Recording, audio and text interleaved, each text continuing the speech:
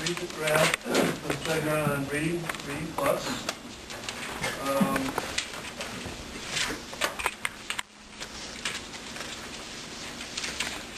Kind of see that those first two, the initial content level, where they first started, 50% of them were below five grade levels now. We've got 5 students that are below 5 grade levels for comprehension on those top 2 graphs. So you're seeing some movement out of those lower levels into the next, that below 4 levels, which is like at a 5th grade reading level right now. You're seeing some movement up in the upper echelons now.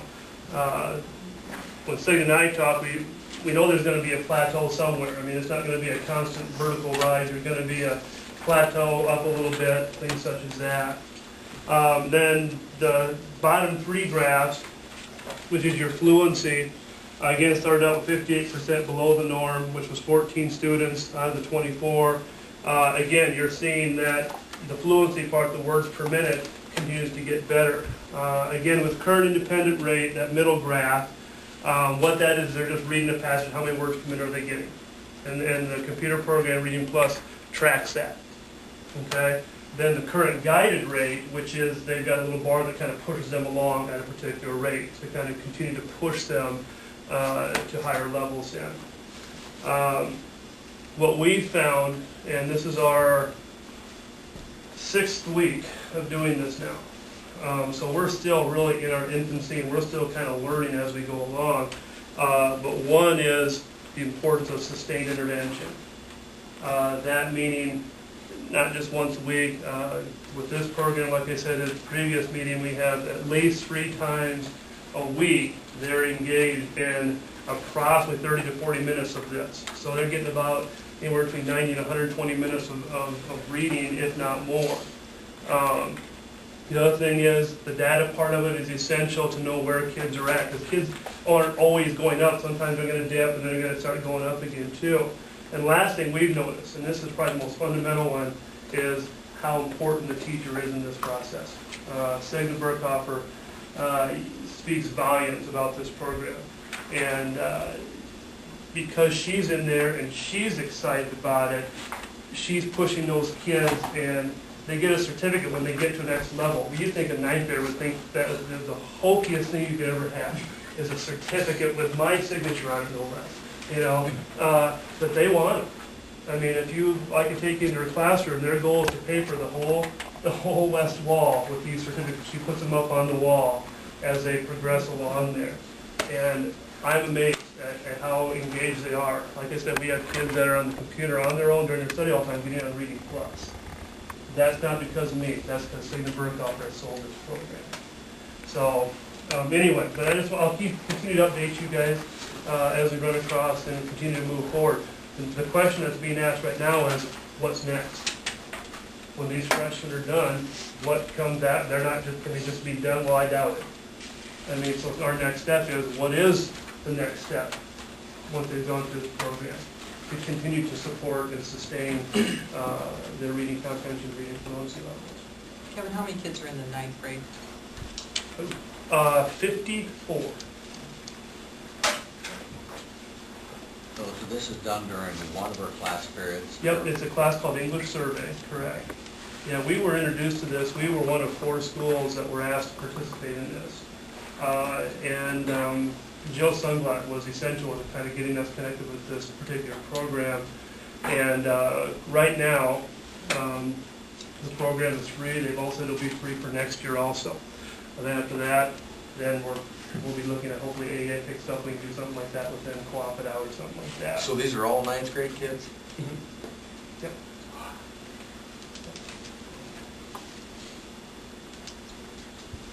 Half of them. Yep. Yep. And Why do you think that is? I mean, that's really bad. That is really I mean, that honestly, that doesn't say a lot about middle school. well, to me. yeah, no, I don't know what the answer is. Just this class has been tracked. Barb, you can help me out on this. It's probably when they were in elementary, we were noticing that there were some just struggling readers in there.